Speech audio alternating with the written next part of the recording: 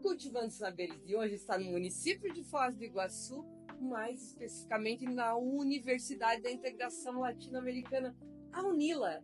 Eu sou a professora Neuci. E eu sou a Suelen, professora da instituição no curso de Relações Internacionais e Integração e pesquisadora na área ambiental. Suelen é supervisora do projeto Cultivando Saberes. A gente vai falar hoje sobre a importância das questões ecológicas, crise ambiental, COP30, questões internacionais, trazer esperança para a juventude. Tudo isso e um pouco mais. Isso aí. Fiquem aí com Cultivando Saberes. Suelen, muito obrigada por estar aqui conosco. Obrigada por participar desse bate-papo conosco, com Cultivando Saberes. Seria bom contar para as pessoas um pouquinho da tua trajetória. Suelen é professora, aqui é pró-reitora de Relações Internacionais, mas a gente quer saber um pouquinho mais sobre a tua trajetória de formação e tua trajetória na UNILA e nos direitos internacionais. É uma alegria muito grande estar aqui com vocês hoje nesse conversatório, né? Na UNILA a gente tem esse hábito de chamar essas conversas, entrevistas de conversatório. Então, conversando com você, a gente também está falando com todo mundo que está nos assistindo. Eu sou professora de História, historiadora, e a vida foi me levando para trabalhar com as relações internacionais, então uma professora de história que atua como internacionalista, e essa característica interdisciplinar foi o que me trouxe para a UNILA, porque a UNILA, além de ser uma universidade internacional, ela tem a interdisciplinaridade como valor. Aqui eu sou professora no curso de Relações Internacionais e Integração, mas também pesquisadora na área ambiental, junto com a professora Luciana. Nós fomos co-criadoras do Observatório Educador Ambiental Moema Vieser, que é um grupo de ensino, pesquisa e extensão. A gente faz tudo junto. E a questão ambiental, eu não pesquisava. Meu doutorado foi sobre exílio, história, a história da integração, né, do Mercosul. Mas quando eu cheguei aqui no Paraná, né, diante das questões ambientais que estão no nosso cotidiano, aqui a gente é vizinho do Parque Nacional, então é natureza para todo lado, mas também problemas ambientais por todo lado. Isso me tocou muito e aí eu fui mudando a trajetória das minhas pesquisas para a questão ambiental. E aqui na UNILA a gente tem uma disciplina que chama Questões Ambientais e Relações Internacionais, que ela é um eixo formativo ambiental para os cursos de biologia, de biotecnologia, desenvolvimento rural e segurança alimentar e, claro, relações internacionais, ciência política e a geografia também, ou seja, todos os cursos que querem pensar a questão ambiental. E por que as relações internacionais? Porque o meio ambiente, a natureza, não conhece fronteira. Eu costumo dizer para os meus alunos, né, que a onça lá no Parque Nacional, ela não vai deixar de perseguir a capivara, porque ela chegou na fronteira com a Argentina. Então, foi assim que eu cheguei até aqui. Suelen, você conhece o nosso projeto Cultivando Saberes, o trabalho dele. Eu gostaria de saber como você avalia esse trabalho do Cultivando Saberes, que busca identificar boas práticas na agroecologia, práticas sustentáveis, aqui na região do oeste do Paraná, principalmente, que é onde está inserida a UNILA. Como é que você vê isso no contexto da comunicação com a comunidade e aqui para dentro da universidade, na UniOeste, também com a ciência? É muito importante a gente destacar que a ciência latino-americana ela é feita com base na pesquisação participante, né, do grande sociólogo e educador Fausto Bordas, que esse ano completa 100 anos, né, centenário do Fausto Bordas. E esse trabalho que você faz, o projeto como ele está escrito, ele aplica a pesquisação participante, porque ele faz pesquisa, porque você está levantando essas iniciativas com o olhar da ciência, da academia, faz ensino, porque isso gera material que a gente traz para a sala de aula com as turmas aqui na UNILA, né, e depois na UniOeste também, e é extensão, porque a ação comunitária é a universidade no território, ou como a Moema disse, né, pessoas que aprendem participando. E eu acho que isso é fundamental porque geralmente, porque a gente está vivendo uma crise de emergências climáticas, emergências de guerra, um contexto social e político muito desafiador. A gente não tem mais tempo na academia de ficar pesquisando o que a gente gosta, né? Então, a gente trabalha muito aqui na linha da ciência da emergência, que é a ciência que vai produzir resultados, vai produzir inovação para solucionar os problemas que nós temos. E a crise ecológica e climática, ela é fundamental. E a universidade, o governo não vai resolver essa crise sozinho. A gente precisa dialogar com quem está cuidando da natureza, com quem está fazendo a preservação com pouquíssimos recursos, que são os saberes populares e tradicionais do nosso território. Que são extremamente valiosos, é um saber que foi desprezado pela academia durante muitos anos, né? E hoje a gente já consegue fazer essas pontes. Então, o resultado dessa pesquisa de pós-doutorado, além de levar, né, de divulgar esses saberes e fazer eles dialogarem, as muitas pesquisas que a gente vai fazer a partir daí. E não é fazer separada a universidade aqui e as pessoas lá, é fazer junto, fazer com as pessoas, com o território também, trazer essas pessoas aqui. Na UNILA, a gente já pode certificar os mestres e mestras de saberes populares. Então, seu projeto também nos conecta com essa rede de mestres e mestras para que eles possam vir na universidade e nos ensinar também, fazer o que o Boaventura chama de ecologia de saberes, né? Que maravilha! Nós identificamos alguns mestres. Muitos frutos dessa pesquisa. Frutos. E a gente fala que essa imersão, tanto aqui na universidade, na UNILA, nas suas disciplinas, com a sua pesquisa, essa troca de trabalho e de conhecimento, quanto o trabalho lá nas comunidades vai fazer com que a gente volte com outra perspectiva para a sala de aula e para a pesquisa na UniOeste, quando eu retorno para lá. Então isso é muito bom. E UNILA e UniOeste trabalhando juntas, como deve ser, né, no nosso território, construindo essa ciência que vai, de fato, resolver os nossos problemas. Muito bom, adoro. Sueli, nós temos vivido na atualidade uma crise assim sem precedentes, crise climática, insegurança alimentar, desmatamento, enfim, uma série de questões que são catastróficas para a humanidade como um todo, para a nossa casa comum, né? Como a universidade, como é que a gente, como cidadãos, podemos nos posicionar em relação a isso? O que é possível fazer para mudar esse contexto? O primeiro é a participação, né? A gente tem que ter não só um compromisso com a cidadania, mas com a cidadania socioambiental. E para isso a gente também precisa ter uma coisa que a gente trabalha muito na educação popular, ambiental e crítica, que é o monitoramento cidadão. O que é isso? Passou na rua, viu que tem ali uma poda ilegal, alguém podou uma árvore que não podia, você faça a denúncia, né, para os órgãos de fiscalização, porque senão as políticas públicas ambientais que nós temos, elas não funcionam, a gente não dá conta, né, o poder público não consegue sozinho fazer todo o monitoramento da questão ambiental. Então, por isso que é muito importante a cidadania socioambiental, né, essa participação política nos espaços, construir junto as políticas públicas ambientais e também nos ajudar nesse monitoramento, né? Tem uma questão de compreensão da nossa condição enquanto seres aqui nesse espaço que nos é comum, né, que é o planeta Terra, e de se perceber interconectados, integrados com tudo isso. Isso também é extremamente importante, né? Porque a minha ação de cuidado, ela também depende do meu vizinho do lado, né? A gente tem visitado os municípios e encontrado dificuldades de avançar, muitas vezes, em políticas públicas que fazem o reflorestamento, que buscam uma prática sustentável na agricultura familiar, por exemplo, mas que precisa da cooperação de toda a sociedade, além da universidade. Exato, por isso que a participação cidadã ela é tão importante, de cobrar do poder público, cobrar das universidades também, porque quem produz ciência no Brasil para ajudar, né, nas políticas públicas ambientais, na conservação da biodiversidade, são as universidades. Então, nós temos um papel fundamental como universidade pública de atuar em conjunto, né, com todas as instituições que fazem a proteção ambiental, a conservação, mas trabalhar junto com as pessoas. Agora, se eu não estou ecoeducada, como a Moema fala, né, Se eu estou distante da natureza, se eu acho que eu não sou parte da natureza, que essa casa não é a casa comum, também não consigo me engajar.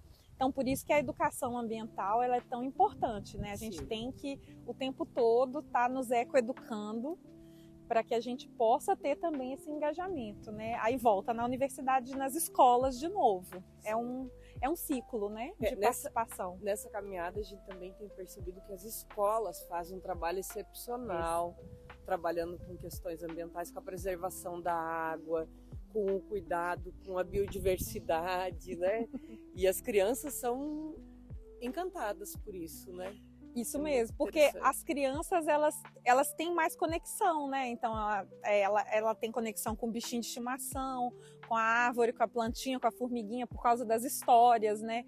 E as professoras, as educadoras fazem um papel importantíssimo, que é de já criar essas gerações ecoeducadas. E a gente percebe isso nas aulas, na universidade, né? A diferença que são das gerações. Cada vez mais os alunos chegam na universidade mais conscientes do seu papel ambiental.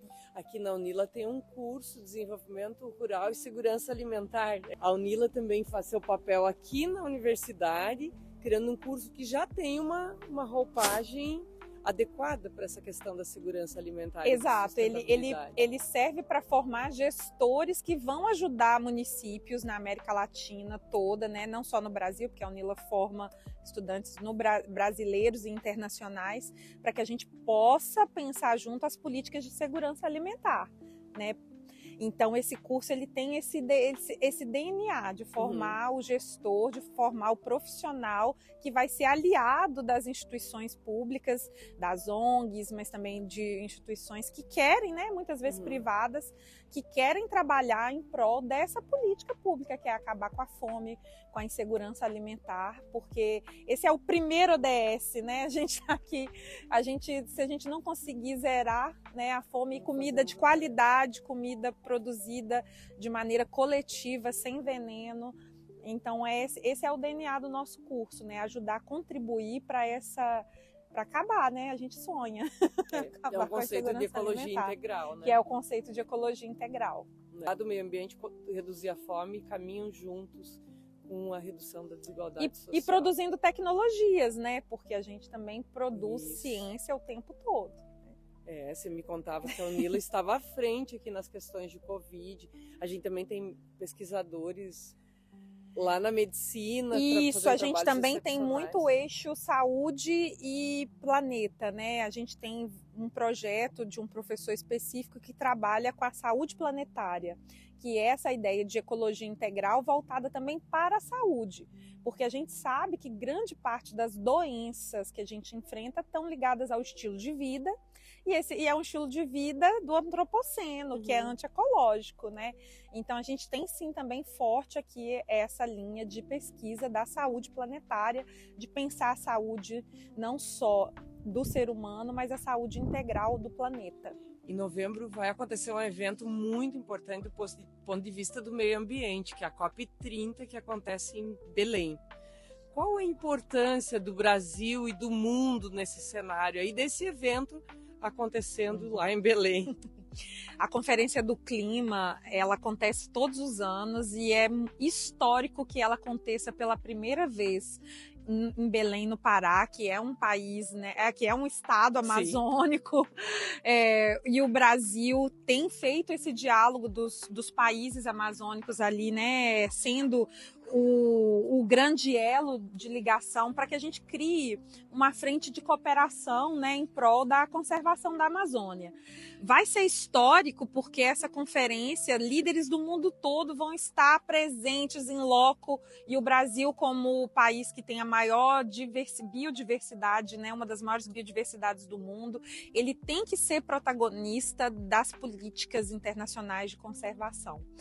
Agora, do ponto de vista social, socioambiental, é muito importante que os movimentos sociais, que as instituições, que os ambientalistas estejam presentes nessa conferência, embora a conferência, a cúpula dos diplomatas, né, a cúpula política aconteça em local reservado, mas outros eventos paralelos ocorrem. Então a gente tem que aproveitar esse momento para que a gente possa levar as demandas desses saberes tradicionais, para que eles também possam ter voz e vez na defesa na criação, né, dessas políticas internacionais de conservação. Qual é o papel do Brasil nesses tratados e nessas negociações de cooperação internacional que vão acontecer? O Brasil é protagonista na defesa do meio ambiente historicamente. Não podemos esquecer que aqui foi realizada a conferência ambiental mais importante, que foi a Rio 92.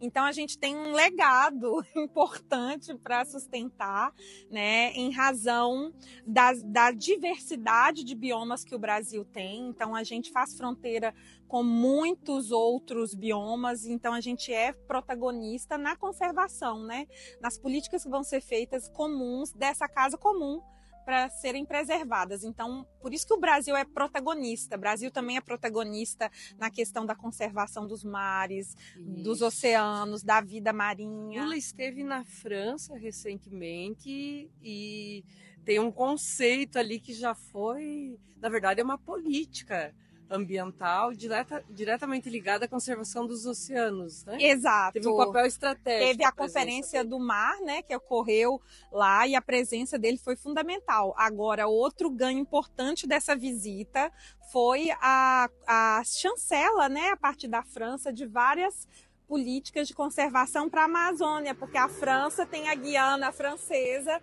que faz fronteira com o Amapá, que também é um país amazônico. Então a gente precisava muito de fortalecer essa relação bilateral com a França para avançar, né, na fiscalização das empresas que querem, né, das multinacionais que têm uma posição de exploração muito grande ali na Amazônia daquela região, né?